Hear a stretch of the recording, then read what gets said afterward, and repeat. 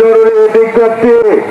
কুমিল্লা মহানগরের সকল ব্যবসায়ী ও দোকান মালিকদের অবগতির জন্য জানানো যাচ্ছে যে সরকারি নির্দেশনা মোতাবেক এবং বাংলাদেশ দোকান মালিক সমিতি কেন্দ্রীয় কমিটির সিদ্ধান্ত অনুযায়ী কুমিল্লা মহানগর এলাকার সকল দোকানপাট, মার্কেট, শপিং মল, বিপণী বিতান সকাল 11টা থেকে শুরু করে রাত 8টার মধ্যে বন্ধ করার জন্য বিশেষভাবে অনুরোধ করা হলো।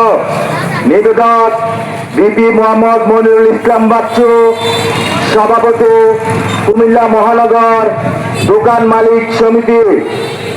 শোয়েব আহমেদ জুয়েল, সাধারণ সম্পাদক কুমিল্লা মহানগর দোকান মালিক সমিতি।